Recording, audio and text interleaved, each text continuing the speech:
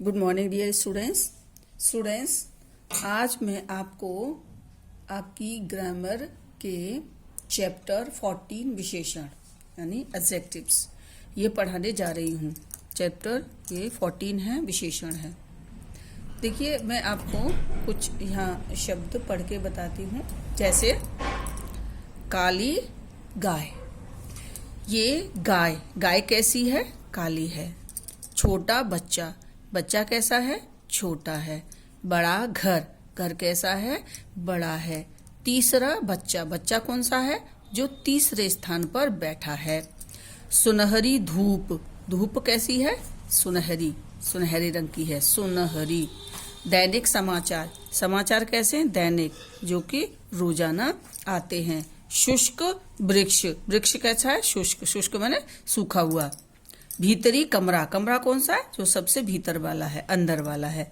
सुगंधित पुष्प कैसा है? सुगंधित है, खुशबूदार है। मीठा आम कैसा है? मीठा है। देखिए, अब ये मैंने कोई शब्द पढ़े। अब इसमें देखिए, काली गाय, ये गाय क्या है?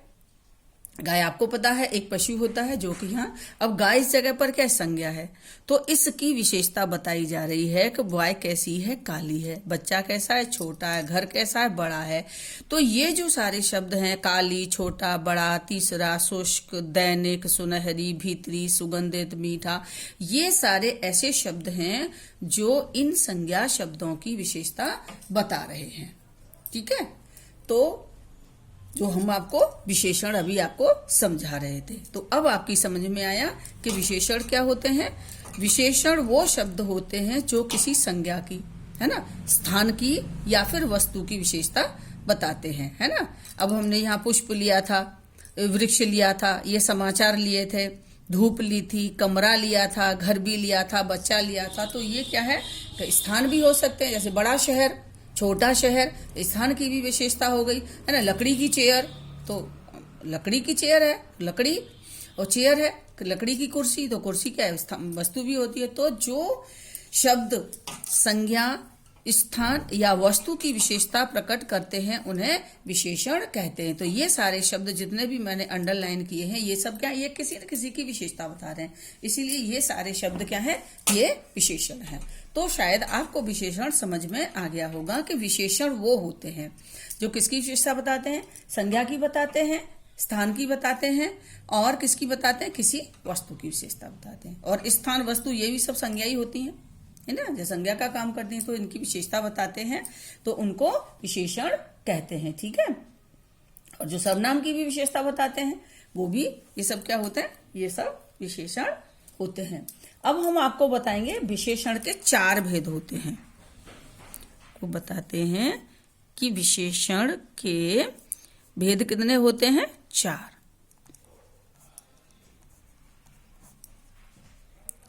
4 भेद होते हैं। सबसे पहला हम आपको बताएंगे गुणवाचक विशेषण। गुणवाचक विशेषण, देखिए इसमें क्या है? गुण दिए गए हैं, लेकिन ये नहीं है कि किसी व्यक्ति, वस्तु या स्थान या जो भी है संज्ञा है, उसकी हम केवल क्या बता रहे हैं? गुणों को बारे में बता रहे हैं। नहीं, ऐसा नहीं है। गुणवाचक विशेषण में हम उनके सब बताते हैं। उनके देखो किस किस चीज को बताते, उनके गुण भी बताते हैं, उनके दोष बताते हैं, है ना। और क्या कहते हैं? उनका आकार प्रकार भी बताते हैं।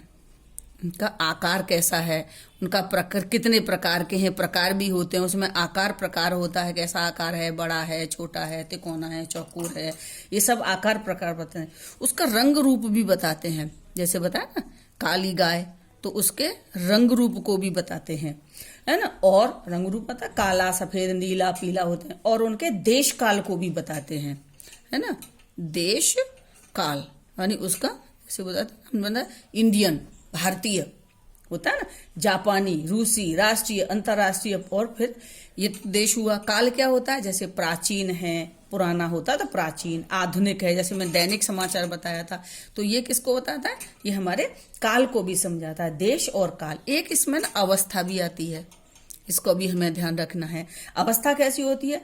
जैसे जवान है, युवा है, तरुण है, और बच्चा है, छोटा है ना। और एक दिशा भी आ जाती है, अवस्था के साथ क्या आता है? उसका दिशा, दिशा तो ना, पूर्व दिशा है, मेरे उत्तर में बैठा है, दक्षिण में बैठा है, साइड में बैठा है, पास बैठा है, दूर बैठा है। और दिशा के साथ साथ दशा भी होती है। अभी हमने पढ़ा अवस्था, दशा। दशा कमजोर है, बीमार है, पतला है, ये इसकी दशा होती है। गरीब है ना। और स्वाद को भी आता है, जैसे अभी मैंने इसमें बताया था, खट्टा, मीठा, कड़वा, ये कैसा भी है, स्वादिष्ट, ये स्वाद भी आता है। और थोड़ा गंध भी आती है। गंध में क्या होता है, जैसे दुर्गंध स्थान, सुगंधित पुष्प, तो इसमें दुर्गंध में गंध में सब आ जाता है। अच्छी गंध या फिर बुरी गंध। अच्छी गंध होती है तो सुगंध होता है, जो बुरी गंध होती है तो दुर्गंध होता है।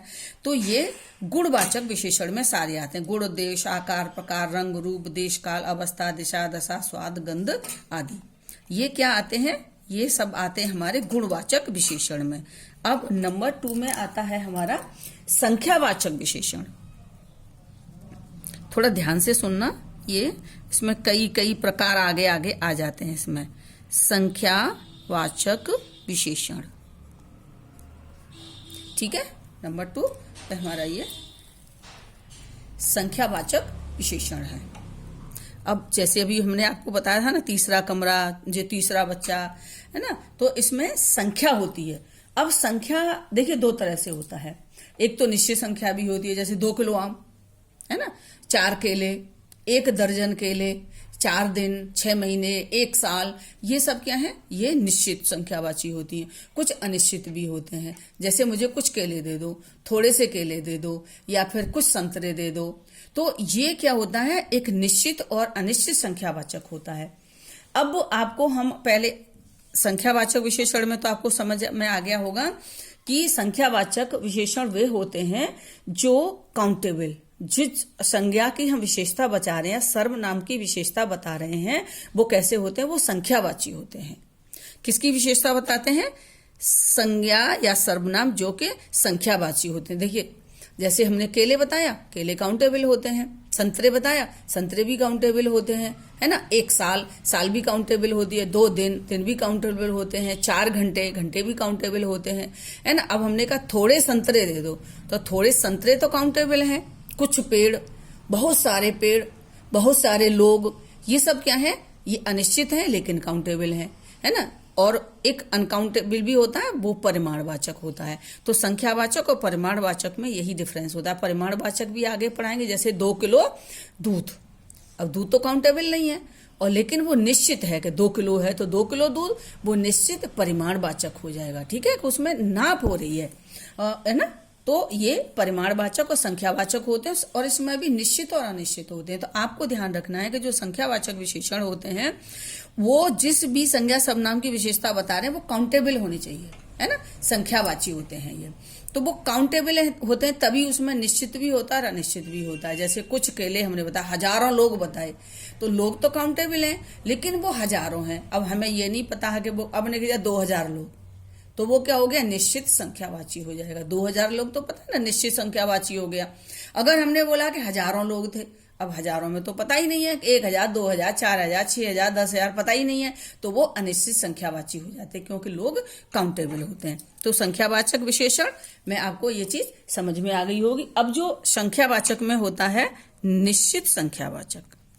अब निश्चित संख्यावाचक जो हमने आपको बताया है कि जिसमें संख्या का निश्चित ज्ञान होता है, तो वो निश्चित संख्यावाचक विशेषण होते हैं।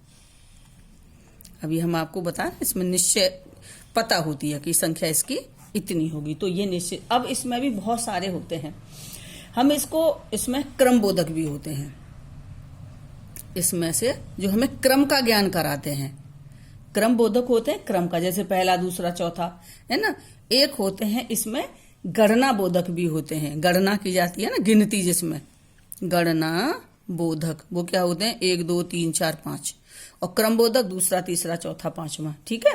एक आवृत्ति बोधक भी होते हैं। आवृत्ति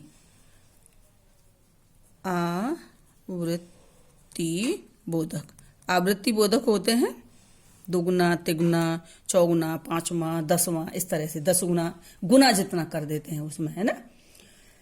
ये आवृत्ति बोधक होते हैं। अब प्रत्येक बोधक भी होते हैं। प्रत्येक बोधक, जैसे प्रतिदिन, प्रतिमाह, ये होते हैं इसमें। कभी कभी इसमें एक एक 4-4 ऐसे भी हो जाता है। प्रत्येक के लिए होता है ना, एक एक को मिठाई मिली तो ये सबको 4-4 लड्डू मिले तो ये प्रत्येक बोधक भी हो जाता है। एक इसमें से ना समुदाय बोधक भी हो जाता है,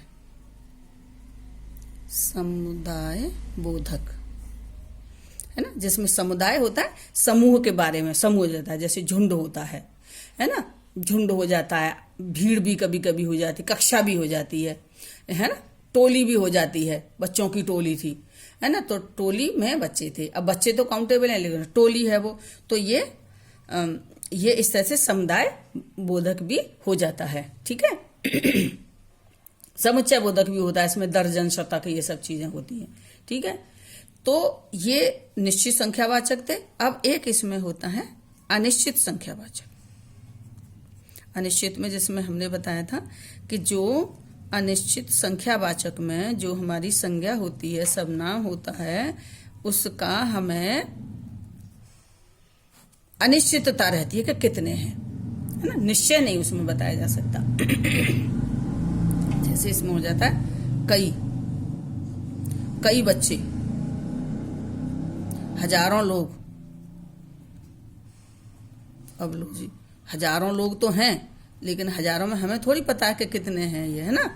बहुत सारे भी हो जाता है इसमें, बहुत सारे संतरे, बहुत सारे हैं लेकिन संतरे को हम काउंट कर सकते हैं, लोग को काउंट कर सकते हैं, बच्चे को भी काउंट कर सकते हैं, इसलिए हम इनको संख्यावाची में रखेंगे। हमें मेन ध्यान रखना है, संख्यावाची होता है कि जिस संज्ञा सर्वनाम की विशेषता बताई जा रही है वो काउंटेबल है, यानी इसे काउंट कर सकते हैं, यानी अगर काउंट कर सकते हैं तो वो संख्यावाची में आएगा।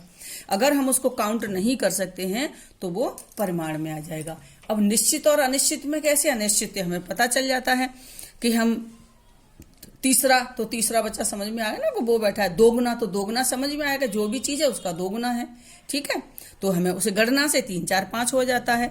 आवृत्ति में भी, प्रत्येक में भी ऐसे एक एक करके, या प्रतिदिन तो माने रोजाना काम हो रहा है ना, प्रतिमाह तो ये प्रतिमाह हो रहा है, दैनिक भी इसमें आ जाता है यानी रोजाना हो रहा है। समुदाय में भी कक्षा है, कक्षा को हो सकता है 1 कक्षा, 2 कक्षा, 4 कक्षाएं हो सकती हैं। तो इस तरह से ये, अब इसमें ये अनिश्चित संख्यावाचक हमने बता दिया, कई बच्चे। अब इसमें आपका गुणवाचक, संख्यावाचक, और 3rd नंबर पर आता है आपका परिमाणवाचक। इसे हम पेज पलट लेते हैं।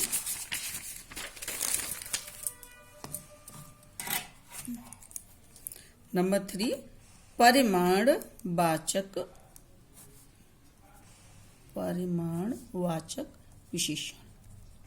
ठीक है, ये परिमाण, जैसे हमने बताया था कि जिस संज्ञा की हम विशेषता बता रहे हैं वो काउंटेबल नहीं होगा, इसमें क्या होगा, वो अनकाउंटेबल होगा, जिसकी हम गिनती नहीं कर सकते, जिसका केवल हम भार तोल सकते हैं, इसका भार बता सकते हैं, उसके परिमाण की विशेषता बताई जाती है ना। तो परिमाणवाचक में उसकी परिमाण की विशेषता बताई जाती है, संख्या की नहीं बताती, संख्या नहीं कर सकते उसे। काउंटेबल अनकाउंटेबल आप इंग्लिश में पढ़ते हो वही होता है। अब इसमें भी हम निश्चित और अनिश्चित होता है।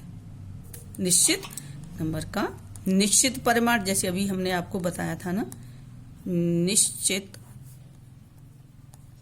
परिमाणवाचक, निश्चित भी होता है ना, जैसे हमने बताया 2 किलो आलू। ठीक है, जैसे 2 किलो चीनी।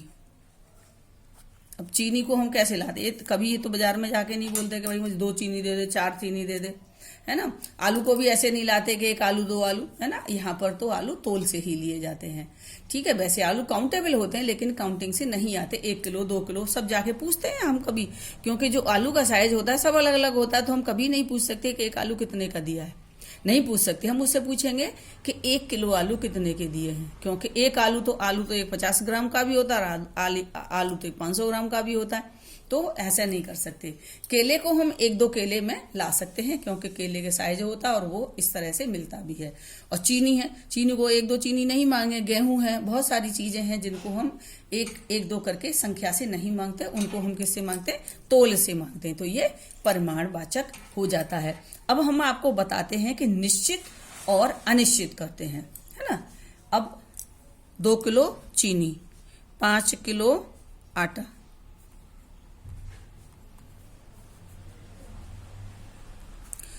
2 मीटर कपड़ा,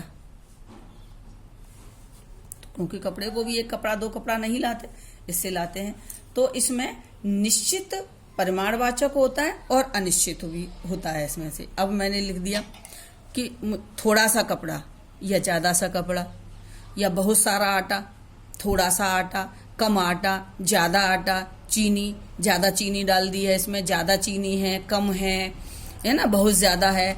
तो इसमें क्या है, हमें पता ही नहीं बहुत ज्यादा कितनी होती है। बहुत ज्यादा क्या है हमारे लिए, कभी कभी तो 2 मुट्ठी भी ज्यादा हो जाती है, कभी 10 किलो भी ज्यादा नहीं है ना। तो इस तरह से इसमें हम इसको निश्चित और अनिश्चित में नहीं कर सकते, जिसमें हम काउंटेबल है। लेकिन आटा ये चीजें काउंटेबल नहीं है, तो हम इसको जैसे 2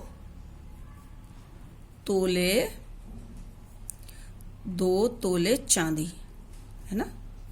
अब चांदी है, काउंटेबल नहीं है, लेकिन 2 तोले ये हम उसको कर सकते हैं, ठीक है। तो ये 2 तोले चांदी, ये सब क्या होता है, ये निश्चित परिमाणवाचक हो जाता है। अब दूसरा होता है अनिश्चित परिमाणवाचक।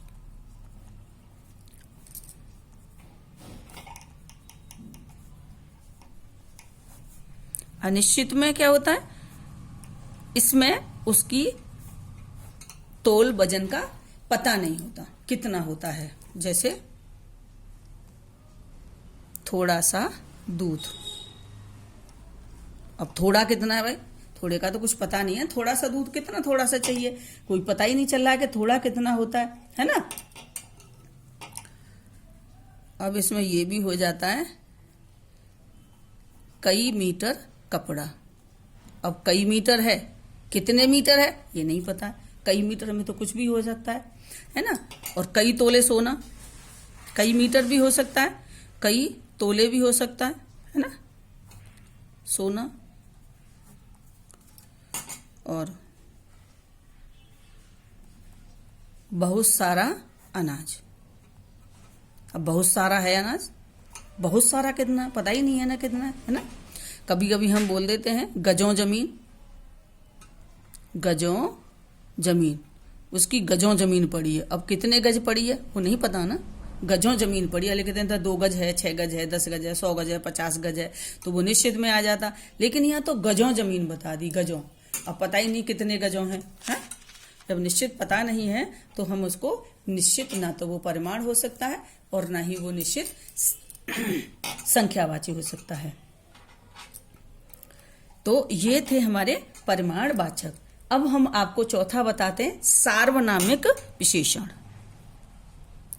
इसके नाम से ही पता चल रहा है ना, सार्वनामिक, ये सर्वनाम से बना है, सार्वनामिक विशेषण। देखिए सर्वनाम और सार्वनामिक विशेषण वो हम आपको बताना चाहते हैं। वो विशेषण जो सर्वनाम शब्दों से बने हैं, जो सर्वनाम शब्दों से बने हुए होते हैं, लेकिन वो किसी संज्ञा की विशेषता बताते हैं, तो उनको हम बोलते हैं सार्वनामिक विशेषण। कभी कभी तो सर्वनाम जैसे अकेले उसका प्रयोग हुआ है तो हम उसको देखिए, जैसे मैंने बोला यह घर मेरा है, तो यह और घर, तो यह क्या है, यह वह, ये सार्वनामिक होते हैं ना, सर्वनाम होते हैं ना। निश्चित वाचक सर्वनाम हमने पढ़ाया था ना, पास की दूर की वस्तुओं के लिए इंगित करते हैं। यह पास की एक वस्तु है तो यह, तो बोले यह मेरा है, यह मेरी किताब है। मैंने लिखा यह मेरी किताब है, लेकिन यह किताब मेरी है। यहां पर क्या था, यह घर मेरा है। घर क्या है, घर एक संज्ञा है, लेकिन संज्ञा से पहले इस सर्वनाम का प्रयोग किया गया है, तो इसको हम बोलेंगे कि यह घर मेरा है, यानी इस घर की विशेषता बता ली कि ये वाला घर, पास वाला घर, तो ये घर की विशेषता है। तो यहां पर यह क्या है, सार्वनामिक विशेषण है। वह भी हो सकता है, दूर की वस्तु के लिए हम उसे वह भी कर सकते हैं। सार्वनामिक विशेषण वही होते हैं जो पहले लगाते हैं किसी भी संज्ञा से पहले जो सर्वनाम शब्द लग जाते हैं तो वो सार्वनामिक विशेषण कहलाते हैं। अब वह लड़की हो सकती है ना, यह बच्चा हो सकता है, वे पौधे हो सकते हैं, ऐसे वे पौधे। अब यहां पर हमने वे वाले पौधे बताए हैं, वे पौधे सूख गए। ये तो वो पौधे की विशेषता बता रहा है, वे पौधे। ये ज्यादा है, दूर की वस्तु के लिए ज्यादा के लिए संकेत करना है, तो ये है। अब हमने ये लिखा, यह घर मेरा है ना। अब इनमें थोड़ा सा सर्वनाम और सार्वनामिक में विशेषण में अंतर भी बता देते हैं, आपको बताते हैं। जैसे यह मेरी किताब है, यह मेरी किताब है, यह सुंदर लड़की है, ये सर्वनाम है, यह सुंदर लड़की है या यह सुंदर है। अब यह लड़की सुंदर है तो हमने लड़की से पहले यह लगाया, तो वहां पर ये क्या होगा, ये सार्वनामिक विशेषण हो जाएगा। अब हम आपको बताते हैं विशेषण की जो तुलना होती है ना। अब विशेषण कैसे बनाए जाते हैं, बहुत तरह से बनाए जाते हैं। अब आपस में विशेषणों की तुलना भी होती है, ये हम आपको सिखा देते हैं। आपने कंपैरेटिव सुपरलेटिव डिग्री भी पढ़ी है, वही है विशेषणों की तुलना। एक तो मूलावस्था होती है, मूलावस्था मतलब जो अपने मूल में है, और दूसरी होती है उत्तरावस्था। उत्तरावस्था में क्या होता है, इसमें दो के बीच में तुलना की जाती है। एक उत्तमावस्था होती है, उत्तमावस्था में क्या होती है, दो से ज्यादा के बीच में तुलना होती है ना। अब ये मैंने लिखा यहाँ पर, एक किसी को भी कर लेते हैं, जैसे सुंदर है ये। अब यहाँ पर जैसे हम लिखते हैं कि राम सुंदर है, गीता सुंदर है, बगीचा सुंदर है। अब दो के बीच में तुलना होती है कि जैसे गीता सीता से सुंदर है, तो उसमें सुंदरतर बोला जाता है। इसकी अवस्था जब दो के बीच में तुलना की जाती है तो इसको सुंदरतर, दो के। और जब ज्यादा बताती है तो बहुत सुंदरतम है। सुंदरतम यदि कहीं पर यूज किया जाता है तो हम उसे समझ जाएंगे कि वो सबसे सुंदर है, यानी ज्यादा के बीच में तुलना हो रही है वहां पे, है ना। अब बहुत सारे हैं, इसमें कितने भी लिखोगे तुम। इसमें है उच्च, अधिक, लघु, तो उच्चतर, अधिकतर, उत्तरावस्था में अधिकतर, मूलावस्था, उत्तरावस्था और ये उत्तम अवस्था, ठीक है। और ये लघुतर।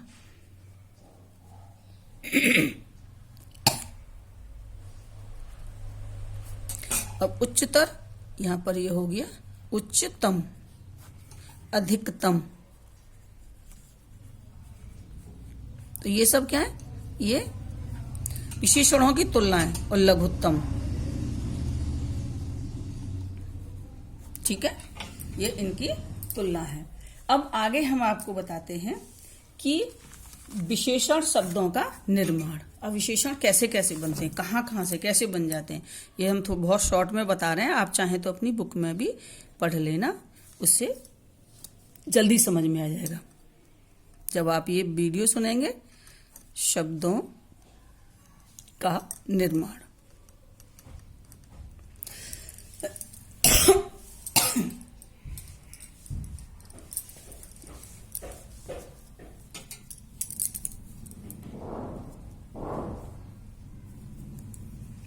तो सबसे पहले नंबर 1 है संज्ञा शब्द से। शब्द से निर्मित विशेषण। अभी उन विशेषण की बात हो रही है जो संज्ञा से बनते हैं, है ना।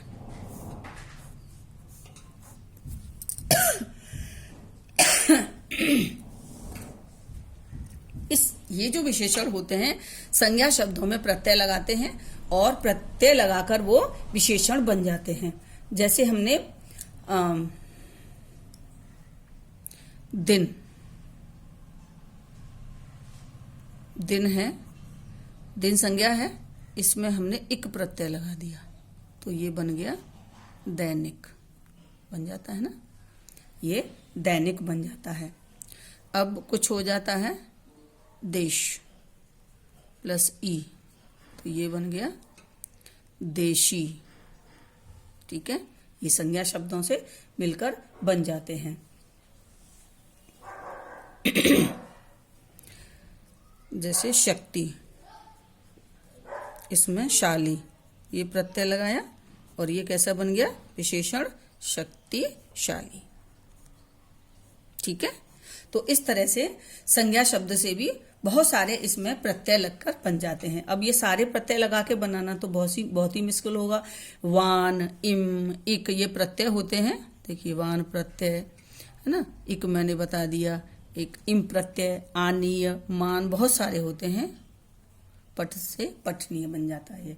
ठीक है, दर्शन से दर्शनीय बन जाता है, आदर से आदरणीय बन जाता है, प्रतिभा से प्रतिभाशाली बन जाता है। ठीक है, अब मान में भी हो जाता है, मान का भी शक्ति है तो उसी शक्तिमान ऐसे करके बन जाता है। ठीक है, तो अब हम आपको अगला बताते हैं।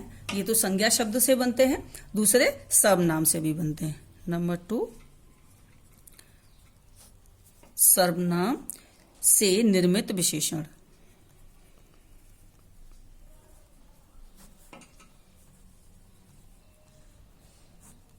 सर्वनाम शब्दों में भी प्रत्यय लगाते हैं और वो बहुत सारे विशेषण बन जाते हैं।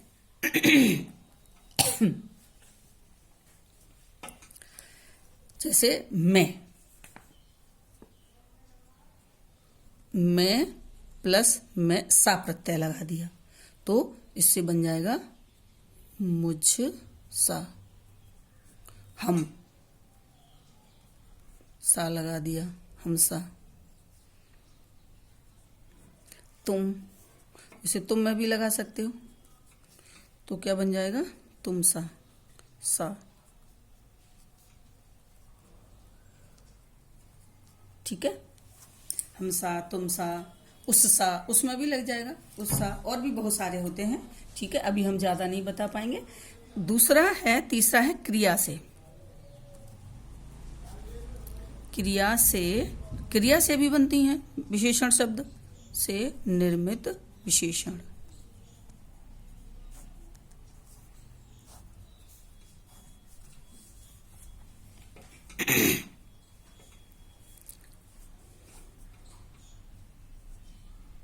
जैसे ये है बिकना। बिकना में यदि हमने ऊ प्रत्यय लगा दिया तो ये बन जाएगा बिकाऊ। बिकाऊ बोल देते हैं ना, प्लॉट बिकाऊ है, बिकाऊ प्लॉट, तो ऊ प्रत्यय लगाने से। ठीक है, ये भी बन जाता है। कभी कभी पर जैसे भागना प्लस ओड़ा, इससे बन जाएगा भगोड़ा, भगोड़ा। ये भागना क्रिया है, इससे ओड़ा लगाया तो ये बन गया भगोना। जैसे लड़ना, लड़ना में हमने लगाया आकू तो ये क्या बनेगा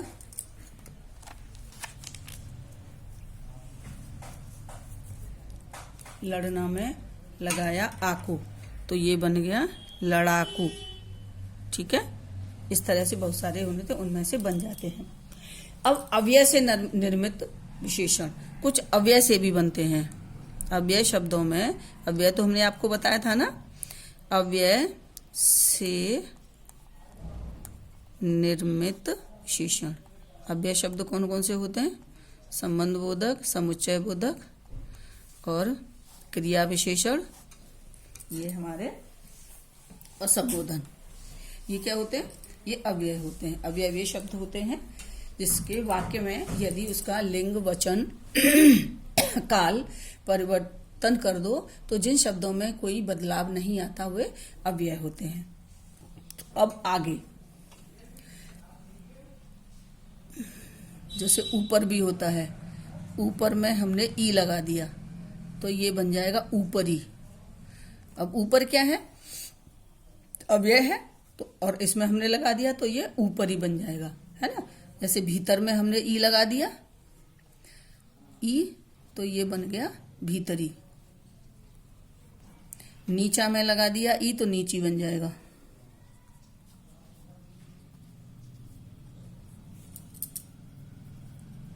नीची, ये तो नीचा नीची, नीचा भी विशेषण है और नीची भी है, ई लगा दो तो नीची भी है। ठीक है, तो ये तो इसमें नीचा भी विशेषण ही है और नीची है, ये भी विशेषण है। ठीक है, तो ये अव्यय से बनते हैं हमारे। अब हम आपको इसकी एक्सरसाइज भी बता देते हैं कि आपको एक्सरसाइज कैसे करनी है, आपको अपनी नोटबुक में करनी है। ठीक है, अब हम आपको इसकी एक्सरसाइज बताते हैं।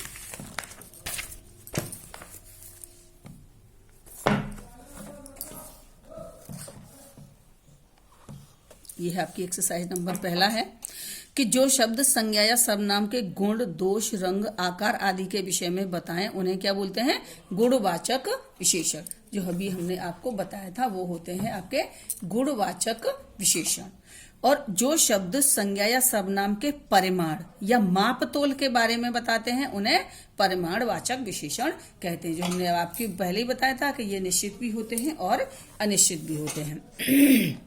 अगला है ये वाला, जो विशेषण शब्द संज्ञा या सर्वनाम की संख्या के बारे में बताएं। संख्या के बारे में बताते हैं तो संख्यावाचक विशेषण हो गया। और जो सर्वनाम शब्द संज्ञा से पहले आकर उसकी विशेषता बताएं, तो संज्ञा से पहले आकर उसकी विशेषता बताएं तो जो सर्वनाम आगे आज बताते ना, जैसे यह घर वह घर ये बताया था, तो वो सार्वनामिक विशेषण होते हैं। अब देखिए आगे ये कुछ विशेषण दिए और अविशेष्य दिए हैं। विशेष्य वो शब्द होते हैं जिनकी विशेषता बताई जाती है और विशेषण वे शब्द होते हैं जिनके माध्यम से विशेष्य की विशेषता बताई जाती है। तो देखिए पढ़ाकू, अब पढ़ाकू कौन हो सकता है? इसमें लड़का हो सकता है, तो पढ़ाकू को हमने लड़का, ऐसा लड़का जो पढ़ने वाला। प्यासा, कौआ प्यासा, वैसे तो लड़का भी प्यासा हो सकता है लेकिन फिर कौआ पढ़ाकू नहीं हो सकता है ना। हम इसमें मिलाएंगे तो प्यासा तो लड़का भी हो सकता है लेकिन फिर पढ़ाकू कौआ नहीं हो सकता है ना। तो वैसे प्यासे कौए की कहानी हमने हमेशा सुनी है हमने, तो प्यासा कौआ। शोकग्रस्त, अब शोकग्रस्त एक लड़का भी हो सकता है, तो परिवार को रख दिया है हमने यहाँ पर। ठीक है, चमकीले तारे और नमकीन बिस्किट ये हमने बनाए हैं। अब कुछ यहाँ पर शब्द दे रखे हैं ये वाले, इनसे विशेषण बनाइए। अब इतिहास, इतिहास से बना दिया हमने ऐतिहासिक। ईश्वर से ईश्वरीय, आयु से आयुष्मान, अर्थ से आर्थिक, अध्ययन से अध्ययनशील, ओज से ओजस्वी, श्रद्धा से श्रद्धेय, भीतर से भीतरी, दिन से दैनिक, तप से तपस्वी। ठीक है, अब ये कुछ शब्द हैं, इनकी आपको अवस्था ये आपको खुद करने हैं। देखिए अधिक से अधिकतर और उत्त से अधिक है, अधिक से इसका चलिए उच्च से उच्चतर, निकट का निकटतर, और आगे ये क्या है? गुरु, तो ये गुरुत्तर और ये लघुत्तर। महानतर, न्यूनतर। ठीक है, अब इसको हम उत्तम अवस्था में लाना है तो वही है अधिकतम, उच्चतम और निकटतम। आगे है गुरुतम और ये लघुतम, महानतम और ये न्यूनतम। ठीक है, अब ये एक्सरसाइज आपको अपनी नोटबुक में भी करनी है। ठीक है, okay, thank you, have a nice day.